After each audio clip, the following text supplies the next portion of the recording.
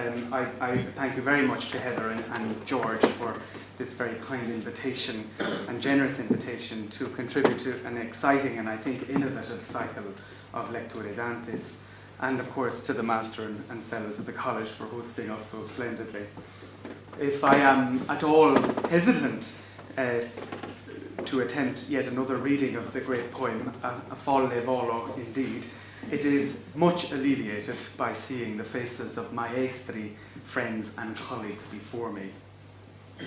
Because the very laudable decision was taken to upload video recordings of the lectures, I have been able to avail of the insights of the previous lectures and enjoy the vertical readings offered thus far. So you can see me looking over here now and again as well.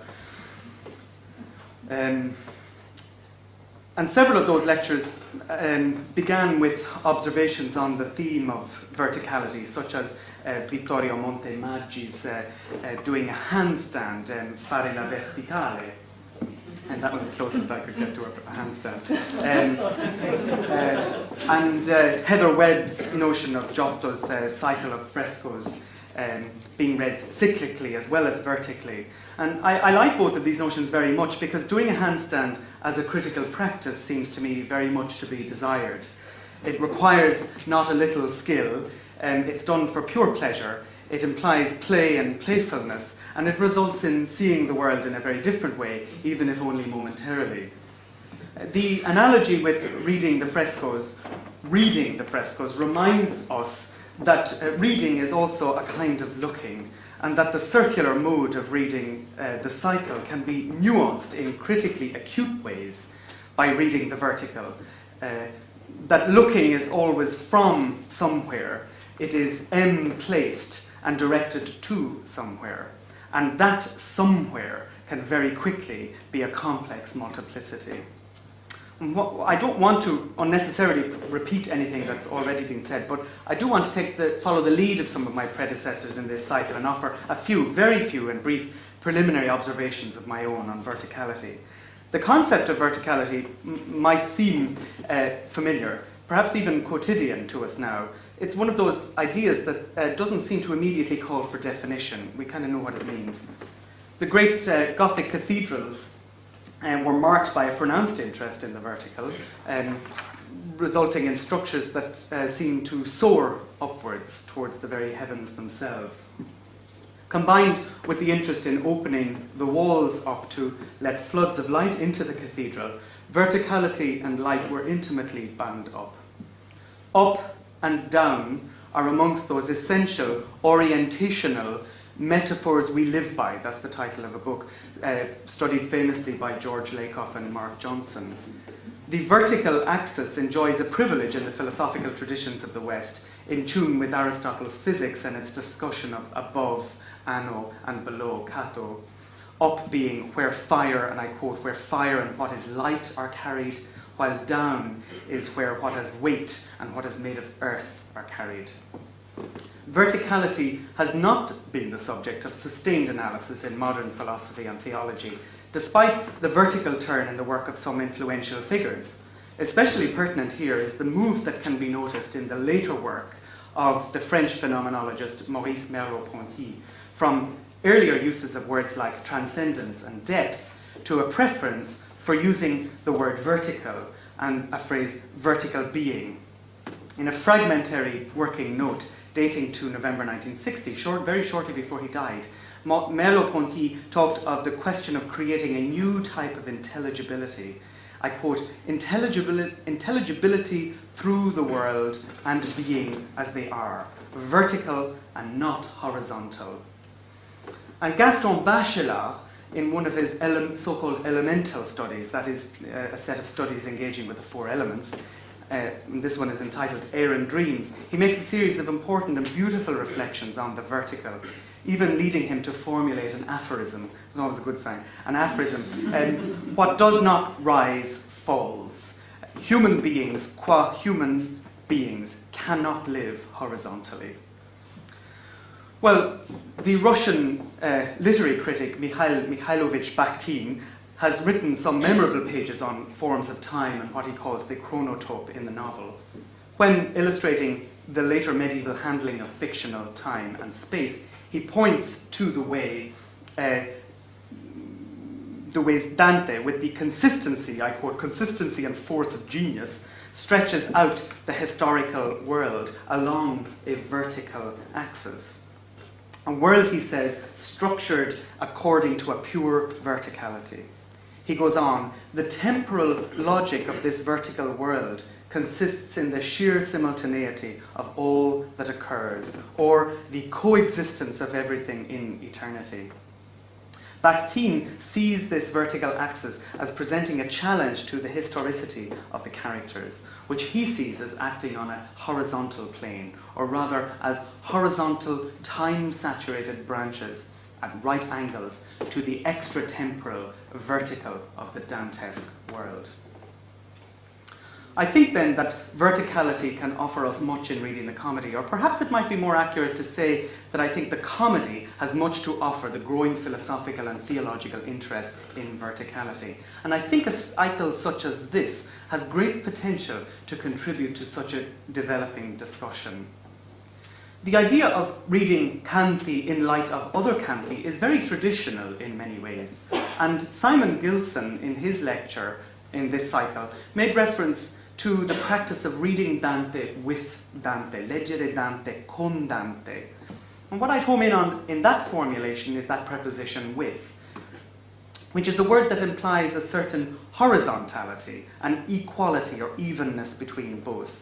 It suggests a reading that might better be described as parallel, perhaps. In a sense, then, what these vertical readings do is also invite a reading across the three cantiche, that is, reading along the first parallel, the second parallel, and so forth, and in the case tonight, the 10th parallel. Parallel reading implies a backwards and forwards motion.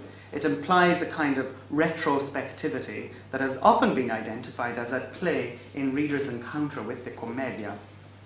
And I refer to an article by Zygboransky, my illustrious predecessor in this cycle, on what he terms structural retrospection, which was alluded to indeed by Simon Gilson in his article, in his lecture, an article by Baranski, which he described as unjustly neglected. And of course there is too Paul Spillinger, who has talked about the ambivalence of retrospection in the comedy. Well, these are a couple of the broadly theoretical concerns that underpin some of the readings that I'm going to offer this evening. And they're necessarily very brief, if not even to say incipient. But they are kind of some of the things that are going on in the background of the reading that I'm offering. Before proceeding, I think it's worth briefly outlining the concerns, or summarizing the concerns of the three canti that are along this parallel, this vertical parallel. Inferno 10 treats of the sixth circle, the circle of heretics, and opens just as Dante and Virgil have crossed the threshold of this and make their way through hell proper. It is one of the most famous canti, I think, of the comedy, certainly of the Inferno, mainly because of the exchange between Dante and a great Florentine magnate, Farinata degli Uberti. The landscape here is a cemetery with open sarcophagi. The encounter with Farinata is punctuated with an interruption by another figure, Cavalcante dei Cavalcanti, the father of the famous poet Guido. He asks why Guido is not with Dante, and Dante's response causes him to believe that Guido is dead. Dante's response causes Cavalcante to believe his son is dead, at which point he lies back down in his tomb, and the dialogue with Farinata resumes. The canto ends with Farinata revealing some of the other occupants of the circle, as well as alluding to prophecies that will be revealed to Dante later on in the journey. Purgatorio 10 opens with a creaking sound of the door of Purgatory closing behind Virgil and Dante. They make their way on a ledge or cornice, and after they negotiate the uneven ledge with its zigzag, jutting, rocky side, they observe a series of relief sculptures representing three scenes. The first is iconographically a very familiar scene and one of the most popular in the Middle Ages, the Annunciation. As told in the Gospel of Luke, the angel Gabriel appears to the Virgin Mary to tell her that she has conceived of the Holy Spirit and will bear the Son of God. The second scene shows David. I nearly said Dante, that's interesting. The second scene shows King David, dancing before the Ark of the Covenant and his ridicule at the hands of Michal. The third scene shows the Emperor Trajan just about to go on campaign and being begged by a widow for justice and choosing to suspend the campaign and help her instead. These scenes are executed in a way that is so lifelike that Dante can actually hear the figures speak to each other. A visibile parlare, it's called. And the canto ends with him seeing those souls guilty of pride, expiating their sins, carrying enormous rocks on their backs. Paradiso 10 opens with a rapturous contemplation of the Trinity and is an important moment of transition in Paradiso, where for the first time we are free of the shadow of earth. Dante makes this clear in a long and insistent appeal to the reader to pay attention to what he is saying and to rise to the challenge of this new and difficult material. Canto 10 is the first of 4 that comprise this heaven, namely the heaven of the sun. In it are found the wise souls who form a corona, a crown or a garland, around Dante and Beatrice, with one eventually emerging to speak. And this is the great theologian and philosopher Thomas Aquinas, who proceeds to tell him who occupies this heaven. A vertical reading of the 10th canto of each cantica is easier than at other parallels, and many commentators have noted the way themes are reprised across each of them. Ronald L. Martinez, in a note to his and Robert M. Durling's translation and commentary of Paradiso for Oxford University Press, refers to the tens as threshold cantos. We are fortunate, too, in having a very recent reading articulating itself along the vertical axis of the tens by George Corbett in his splendid new book, Dante and Epicurus. He is concerned principally with the way Dante treats of Epicurean materialism, which you can ask him about in questions afterwards. And Inferno 10 is naturally a focus of his attention. He sees Inferno 10's interest in the resurrection of the body, that is, the end of time, being echoed and nuanced along a vertical axis, with Purgatorio 10's emphasis on the incarnation, God's entry into time, and Paradiso 10's interest in creation, the beginning of time. As Corbett says, the vertical axis, therefore, sets into relief God's creation of, entry into, and consummation of the history of mankind. This is a powerful and compelling reading and does much to bolster the wider claims made in the book.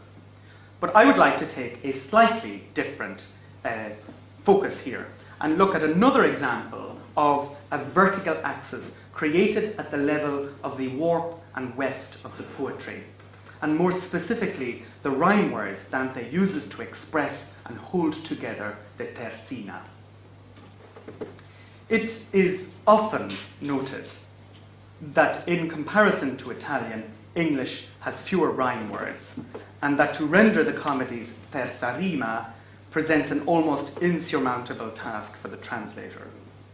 I will say no more about translation in the presence of Robin Kirkpatrick in the audience. As well as having more rhymes at his disposal, Dante reuses rhymes with remarkable self-control. The end of the line presents a place where much tension is built up, and this tension can be distributed along the 3 rhymes of the terzina.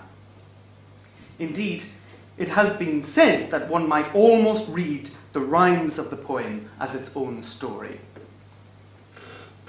The rhyme position is a locus for Dante to release this tension in the choice of an unusual lexicon, And very often, the form in which a word appears in rhyme position does not recur in other positions on the line. The assured control exerted over the rhymes means that when they recur, our ear is on the alert for resonance and textual echoing.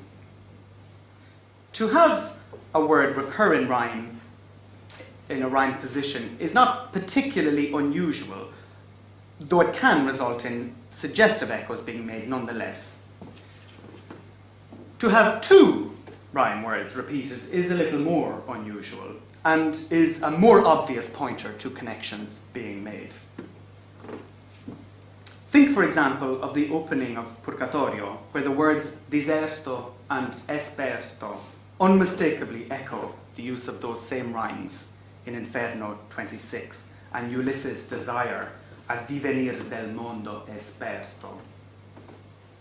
To have the same words of a terzina repeated across canti is quite unusual. An example, and I cite it here because it's almost never noted, is Guido da Montefeltro's description of coming to the attention of Boniface VIII in Inferno 27. And these rhymes are reused in Paradiso 11 during Thomas Aquinas' magnificent account of Saint Francis. Speaking as a tongue of flame and with almost unbearable sarcasm, the fraudulent Guido describes how Boniface VIII had no concern for Guido's status as a Franciscan. That will be that first capestro. And like the Emperor Constantine calling Pope Silvestro, in order to be baptized and healed from a fever, so too was Guido called as doctor, maestro, to heal Boniface of his own proud fever. The rhyme words capestro, silvestro, and maestro each refer here to Guido himself. Their use in Paradiso 11 to describe Saint Francis represents a polemical counterpoint, with each rhyme word answering, if you like, its previous appearance in Inferno 27, where they are perhaps healed of their fraudulent use by Guido. If, in Guido's account, the capestro no longer fitted around the increasing waistline of the Franciscans, echoing the critical use of the key verb impinguare, to fatten, in Paradiso 10 and 11, then for Francis, the cincture is, properly speaking, the symbol of his humility. Guido's Silvestro is a weak pope, abused, used and abused by the Emperor Constantine, while for Francis, Sylvester is amongst the first to divest himself of his worldly possessions and follow the saint in his life of poverty. The way that these rhymes are deployed is full of the upward and vertical trajectory from Inferno to Paradiso. When the rhyme words of a terzina get repeated across all three canti, we are surely in the realms of something very deliberate and some very deliberate crafting and a loud signalling of convergence. When those three canti turn out to be in the same canto number, such as the 10th, one must pay very close attention indeed. And that is indeed what we find. And the three words in question are arte, parte, and parte. And they occur in the following passages. In Inferno 10, lines 46 to 51, Farinata and Dante are in dialogue. Poi disse fieramente furo avversi a me e a miei primi e a mia parte, sì che per due fiate li dispersi. Sei fur cacciati e tornar d'ogni parte, risposi io a lui, l'una e l'altra fiata, ma i vostri non appreser ben quell'arte. The opening, we will be coming back to these, I'll be doing more reading of these passages, so don't worry too much, you'll see them again. The opening of Purgatory 10 has Dante and Virgil navigating the dangerous rocky terrace, lines 7 to 12. Noi salavam per una pietra fessa che si muoveva ed una ed altra parte, sì come l'onda che fugge s'appressa.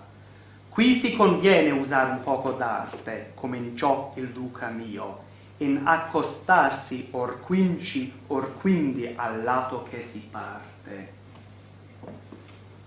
In Paradiso 10, Dante opens with a direct address to the reader, several in fact, to rise to the heightened material that he is now treating. Seatbelts on kind of moment.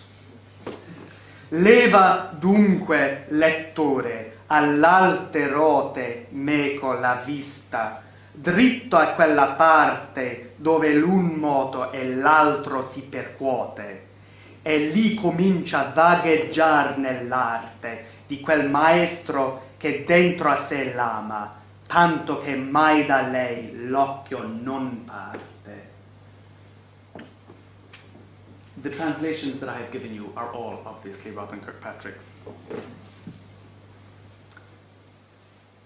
The most obvious feature of these three terzine is that two of the rhyme words are homophones, words that sound the same and are spelled the same but mean different things.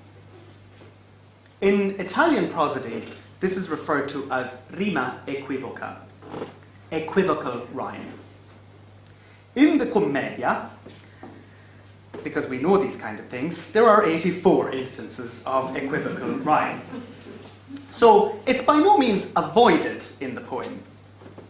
This is despite the fact that in the linguistic treatise that predates the comedy, the De Vulgari Eloquentia, Dante expressed grave reservations about using it, saying that it always seems to detract to some extent from the meaning. The De Vulgari Eloquentia is a work written in the very first years of exile, and the Commedia clearly diverges frequently from the theoretical guidelines that he sets out there. But it is worth noting that the technique is, at the very least, marked. Ignazio Baldelli has pointed to its being used often alongside other rhetorical and poetic techniques. It's often clustered together with something going on rhetorically. What is certainly marked is the repetition of the same rima equivoca, both within a cantica and across the three cantiche. In Joan Ferrante's beautiful article entitled A Poetics of Chaos and Harmony, that's in Rachel Jacob's collection, The Cambridge Companion to Dante, she unravels what can only be described as a dizzyingly precise patterning of repeated rime equivoche across the three cantiche. And she says here, of the 83, there are 84, but 83 we'll leave it go. 42 are never repeated, 15 occur only in Paradiso, 12 in Purgatorio, and 15 in Inferno. Only 3 occur in all 3, the words volto, porta, and parte. The word parte lends itself to rima equivoca because of its frequency, its semantic range, and homophony with the third person singular of the present indicative of the verb partire. The kind of thing you can do in Italian, you can't do in English. I cannot elaborate here the lyric background to Dante's use of the equivocal rhyme parte, other than to say that it does occur and that it's very interesting. In the canzone Io sento sì d'amor la gran possanza, it occurs, and in the sonnet exchanges with Dante da Maiano and Forese, it also occurs. It may also be implicated there in a poetics of insult, or perhaps a kind of robust response. If semantic imprecision is the cost of an equivocal rhyme, as Dante asserted in the De Vulgari Eloquentia, then an imaginative range is its gain, along with the possibility of exerting various kinds of poetic pressure on the word. Inferno 10, through the magnificent character of the Ghibelline Farinata degli Uberti, is a canto deeply concerned with political factionalism, with the tensions threatening to break apart the communal structure of the city of Florence. This political rending was also a tearing asunder of the social fabric, resulting in the exile of members of now one family and now another. The crisis point comes when the desires of one group, their desire for power, influence, and control, are set above the concerns of the wider comune. This self-involvement, this inability to account for the other, that which is not oneself, is nicely expressed in line 49. Fieramente furo avversi, says, a me, a miei primi, e a mia parte. A point that was made actually earlier in the discussion we had, where this insistence of me is of a piece with that political parte. If Farinata gets the first use of parte, Dante keeps the second for himself. A nice dividing. In line 49, he responds to Farinata's account of the exile of the Guelphs from Florence with an assertion that they, at least, and crucially, unlike Farinata's family, managed to return to the city. Sei fur cacciati e tornar d'ogni parte, risposi io lui, l'una e l'altra fiata, ma i vostri non ha presa ben quell'arte. Here the word parte indicates locus, the many places where the Guelphs were scattered. The emphatic oneness of Farinata's parte contrasts with the multiplicity of ogni parte, and yet that multiplicity is being remedied in their return to the oneness of Florence. Dante's response is fierce here, and has been described by Anna Maria Chiavacci Leonardi as an example of improperium, the medieval practice of often severe verbal reprimand. Perhaps within this context, the deployment of a rima equivoca to respond carries with it that sense of insult, an intentional charge carried over from his disapproval of such a rhyme expressed in the De Vulgari Eloquentia. The dynamic of Dante's rinfaccio, his reproach, is repetition, repeating the words of Farinata, but on his own terms. And he uses the structure of the terzina's rhyme to point up the gap between them.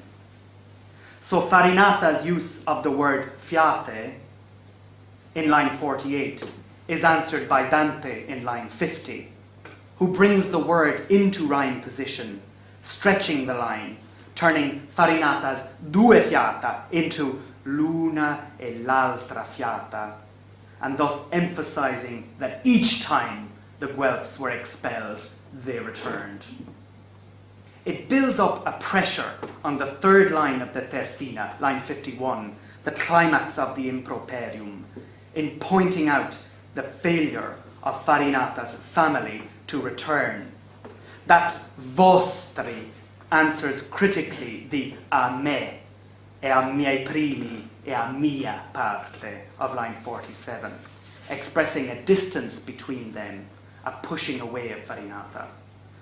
The possessive adjective reappears sharply later on in the canto in one of its most famous lines, line 63. Forse cui guido vostro ebbe a disdegno. The accented words nun and ben in the line reinforce this failure, and the first part of the encounter between Farinata and Dante, about to be interrupted by Cavalcante, is left hanging on the word arte. The word arte in rhyme, while not infrequent, is by no means overused. As well as the three examples in the tens, which we'll be making our way through, its use, there are only 20 further occurrences. Its use here is the art of politics and politicking. And perhaps it echoes Paradise 6, line 103, faccian li ghibellin, faccian lor arte sott'altro segno. It is also the art of returning, of ending one's exile, and the word used with this sense will ricochet in Farinata's mouth when he reveals that this inability to learn the art of return torments him more than hell itself. And then hints darkly that Dante too will know the weight of this art. It is no surprise that in such a rhetorically charged moment as Farinata's prophecy, another rima equivoca will be deployed, this time with the word regge in lines 80 and 82. It's meaning to rule, reggere, to rule in line 80, and interestingly and suggestively, to return in line 82 from redeas, the Latin. Before moving on to parte and arte in Purgatorio, I want to mention the other great figure in Inferno 10, Cavalcante dei Cavalcanti, movingly asking after his son Guido, the great Florentine poet and Dante's own primo amico. I cannot elaborate here on the many compelling dimensions of his character and his appearance here, nor indeed the absent figure and the absence of Guido, other than to say that Guido was subjected to an order of exile in the year 1300. The priorate responsible for this exile included his own first friend, Dante Alighieri. And Guido never got the opportunity to exercise the art of returning, since in August of that year, August of 1300, he was to die of fever, banished from his homeland. Since he's not yet dead in April 1300, he cannot appear, but he haunts the canto as surely as if he were already dead. The arte, parte, parte rhyme reappears in the opening lines of Purgatorio 10. Dante and Virgil have just crossed the threshold of the door of purgatory and are taking their first paces through purgatory proper. Thus, these opening lines describe a liminal moment, a passing over from one part to another. And like I said before, Martinez's comment about threshold, Canto 10 of Inferno also represents that threshold in that it's the first canto inside the city of peace. Dante and Virgil have entered a terrace with rocks jutting out in a zigzag manner, and before long Dante sees a series of bas-reliefs sculpted in stone, with figures of such marvellous artistry only God himself could be responsible. 3 scenes are represented, and they form a counter-example for the sin being expiated on this terrace. Since this is the lowest part of purgatory, this first terrace accommodates the gravest sin, that root sin out of which are derived all others, pride. At the end of the canto, Dante will see some souls carrying heavy burdens on their backs, expiating this sin. But unusually, this is not a canto where we meet any particular or recognizable figure. We must wait until the following canto to meet Oderisi. Canto 10's protagonist is surely the terrace itself and its sculpted reliefs, their exquisite beauty and their ability to draw Dante as viewer into the scenes represented, visualizing with vivid verisimilitude the dialogues between characters. This attention to artistic representation presents some serious challenges, especially in respect of art, nature, and God. Before elaborating further, I'd like to take a closer look at the 2 terzine that have been specifically marked by Dante in using parte, arte. The opening lines are all about access and negotiating a difficult terrain. This is a picture of a rocky landscape and a scene strongly reminiscent of Purgatory 4, 31, 33. Noi salavam per entro il sasso rotto ed ogni lato ne stringea lo stremo e piedi a man volea il suol di sotto. This difficulty of access will be marked throughout the canto in several ways that are relevant to the terzina we're specifically looking at. The forward motion is emphasized with the description of Dante hearing the door close behind him, creaking from lack of use, a kind of horror film sort of moment, but following carefully the injunction of the angel not to look back, and be careful not to look back. Purgatory 10 is a canto in which all the senses are explored, and in these lines, Dante depends heavily on the aural sense. Prospective and retrospective, forwards and backwards, then give way to the upward, indicated in the verb salire in line 7. The scene is set with a rock that is divided or broken, fessa, and which Dante tells us moves from side to side like a wave that escapes and returns. Indeed, it's actually not that easy to understand what is being represented in these lines. Critics have often have offered different readings, with some suggesting that the rocks are really moving around.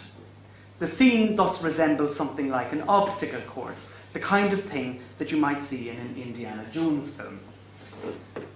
Others have preferred to see these lines describe simply a rocky terrain with the rocks jutting out in a zigzag manner. And that this way and that way movement is emphasized in line 8, si muoveva ed una ed altra parte, which is then described in a simile like a wave che fugge e s'appressa, a movement that will be reprised yet again in Virgil's or quinci or quindi in line 12. I'd like to suggest that for a canto that is all about representation, mimesis, similitude, artistry, the lack of precision here in lines 7 to 9 is striking, and I'd like to further suggest that it is deliberate and intended to draw attention to the act itself of representation. The deployment of the rima equivoca functions as part of this ambiguity. When Virgil says, qui si conviene usare un poco d'arte, the challenge is not just one for the pilgrims in navigating the rocky terrain, but also one for readers in understanding the meaning of Dante's lines. At the center of the rima equivoca, parte, is the rhyme word arte, a word that will come to have significant resonance throughout the canto and indeed the rest of Purgatorio. As numerous critics have pointed out, the canto explores the nature of art and the problems of representation. The artistry we find in Canto 10 is extraordinary. That is, Dante stands before scenes sculpted in relief, and they are so lifelike that nature herself is outdone. The reliefs, that is, are more real than nature. They are hyper-real, or their reality is true, less than other realities. The artist's hand is the hand of God. But the center of the problem here is that the representation is not divine, but Dante's own.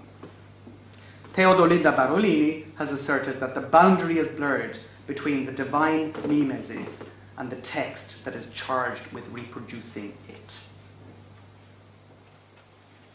The presentation of the sculpted scenes is full of meta-commentary, and Dante is very aware of his own role as a reader, as a viewer in this canto.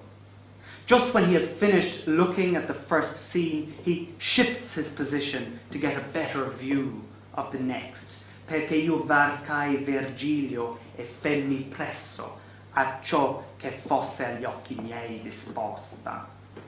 And that's 53 and 54.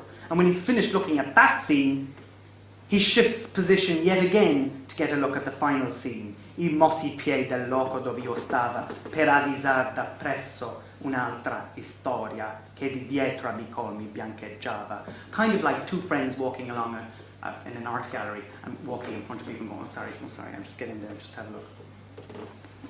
Dante wants to get the best possible view of the reliefs and he wants to study them attentively. If Virgil's words to Dante earlier referred to the arte of getting through the jagged rocks, this careful and delicate physical negotiation of the space in front of the reliefs is of a piece with that same arte. And Dante does not just study the reliefs, but he delights in looking at them. Mi dilettava di guardare le immagini di tante umilitadi. Reading is always a perilous activity, and it is hard not to think of another reader who delighted in what she read. The Francesca who says, Noi leggevamo un giorno per diletto. That's Inferno 5:127. The emphasis on what Dante sees is further signaled a few lines later when he talks about seeing the sinner expiating pride. Gli occhi miei che a mirare eran contenti per veder novitate onde son vaghi. My eyes entranced in wonder, longingly, happily seeking yet new things to see.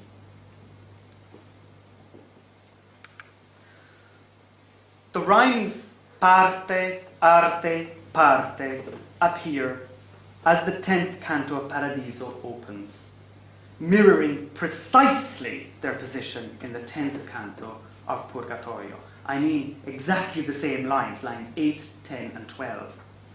The rhymes appear with within a direct address to the reader, beginning Leva dunque lettore. The canto, indeed, contains another such address to the reader, line 22, very shortly afterwards. Or ti riman lettor sovra il tuo banco. This sense of heightening of the material is established right from the opening 6 lines of the canto, with its magnificent contemplation of the Trinity. The 3 persons of the Trinity, Father, Son, and Holy Ghost, are described in terms of a contemplative mutuality, with the primo ineffabile valore, the Father, watching, looking into, contemplating, and that verb, that gerund, guardando, holds the whole 6 lines together. The Son, with love, that's the Holy Spirit, which breathes between, inspire having New Testament meaning there, both eternally. The order and perfection created by the Trinity means that any who looks or contemplates them cannot but taste Him, cannot but taste God. The 6 lines end with the word rimira, a verb which echoes and reflects the opening gerund, guardando. We as Christians look, mirare, at the Trinity, which is itself the Father looking, guardando, guardare, at the Son, and by looking we taste. These opening lines of Paradiso 10 echo the remarkable synesthesia of Purgatory 10, with Dante delighting in looking at God's work, hearing the images in dialogue, and smelling the scene before him. The reader is invited to look up, lift up her eyes to observe the contrary motion, that is, the yearly and daily motion of the heavens, dove l'un moto e l'altro si percuote, where the one and the other clash or collide and strike each other. Dante talks of the branching off of the oblique or slanting circles, si dirama l'oblico cerchio che pianeti porta, meaning the ecliptic that results in the equinox. Well, what does all that mean? The oblique angles of the sun in relation to the earth means that the earth has seasons and climates. In other words, the result is a perfect balancing of differences, a harmonious and ultimately perfect expression of God's creative act. The movement of the eyes upwards gives way to further looking. In line 10, in line 10, the reader is entreated to begin to marvel, to be entranced at the art of that master who within himself loves the art, loves it, so much he can never look away. The vectors of this gaze point towards each other in self-containment. It's a beautiful terzina which repeats the paraphrase of the three persons of the Trinity referred to in the first terzina, the canto. The viewer, the reader, begins to vagueggiare, a word from a highly literary lexicon, expressing an amorous yearning to contemplate with desire and admiration a being that in its beauty leaves one utterly dazzled. The verb is etymologically the same word as that which Dante uses to describe his eyes in Purgatory 10:104, which we already encountered. Per veder novitadi onde son vaghi. Eyes desirous of seeing new things. The fact that the verb vagheggiare is used here intransitively feels theologically inflected. The two occurrences of the word parte mirror both their placement and meaning as found in Purgatory 10, 8 and 12. And here mean place or spot in verse 8, line 8, and in line 12, the third person singular of the present indicative verb partire, the one that we talked about earlier. Meaning here, divide from, separate from. I'd like to make one point about the equivocal rhyme here. In Inferno, the rima equivoca on parte is distributed across speech given to Farinata and Dante. Separated, in other words. In Purgatorio, similarly, the words are distributed across a dialogue between Dante and Virgil. In other words, they get a parte each. Here, they have been brought together and a certain bridging has taken place. The two words, though meaning different things, now come to refer to the same thing, to the arte of God, the Trinity. They have undergone a kind of healing, a rendering whole in their deployment in Paradiso and in the description of the ultimate Christian doctrine of coherence of both multiplicity and oneness, three and the one and the three. Or as the blessed joyfully sing while circling around Dante and Beatrice in Paradiso 14, just as they're about to leave and pass into the heaven of Mars, quel uno e due e tre che sempre vive e regna sempre in tre, in due, in uno. Both Purgatory 10 and Paradise 10 tackle the problem of what it is to see, to believe, and to admire the art of God. If in Purgatory 10 there is a palpable tension in what is represented, that is the art of God, and how it is represented, the art of Dante, in other words, then Paradise 10 raises the issue yet again, and does so by repeating that key word, arte. While in all three cantiche, Dante says that his poem is only a part of what he experienced, the lack of physical form, time, and space in the kingdom of paradise invokes very particular problems of representation. Dante always openly acknowledges these problems. Indeed, he makes a kind of virtue of necessity by trading in a poetics of ineffability. And he does so evocatively in lines 43 and 5 of 10, Paradiso 10. And I have that there. Perché io l'ingegno, interesting, Inferno 10, it comes up there too.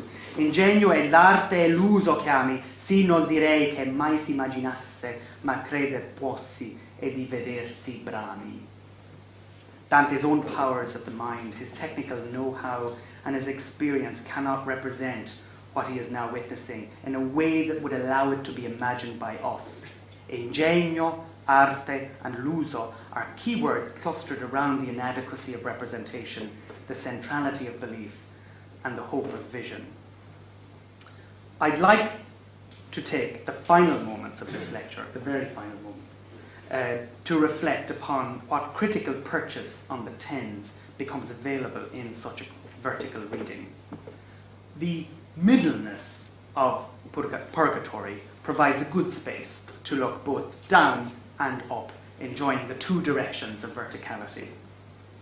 Both Purgatory 10 and the terrace more generally are concerned with the expiation of the root sin of pride, a sin that forms the basis of all other sins, and does so by showing us the very opposite of pride, humility. Mary is defined by humility.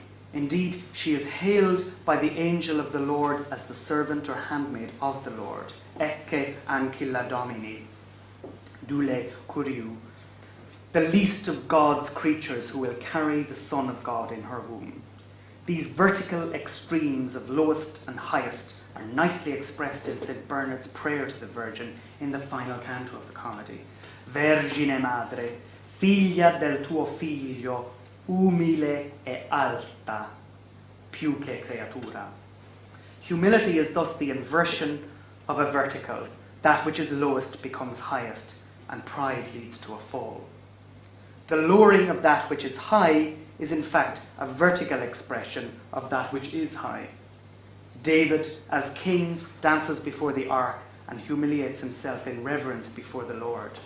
Michal's ridicule leads him to assert that in the eyes of her servants, he will be held in honour.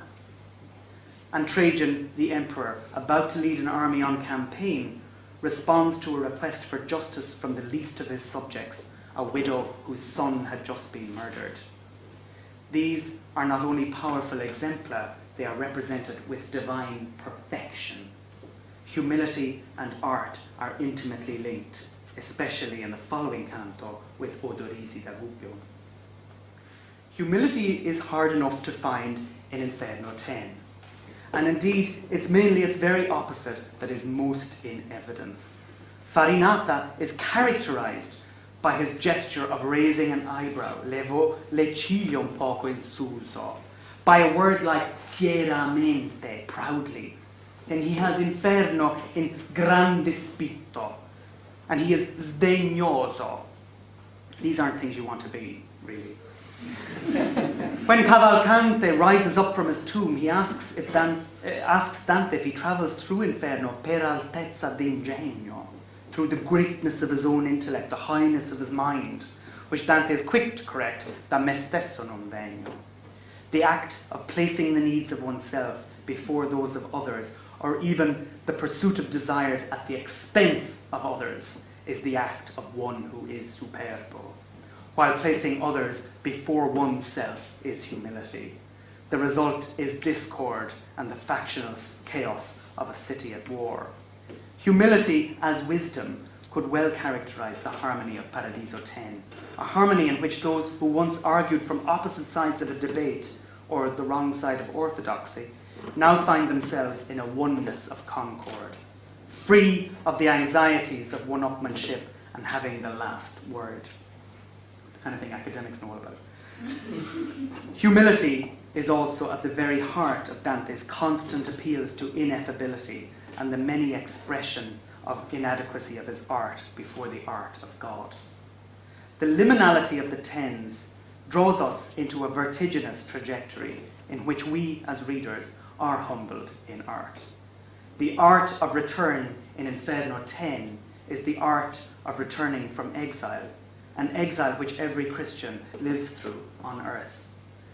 An art of navigating a rocky terrain of sin, looking forward in humility to when we may contemplate the art that is the three and the one of the love between Father and Son. Thank you very much.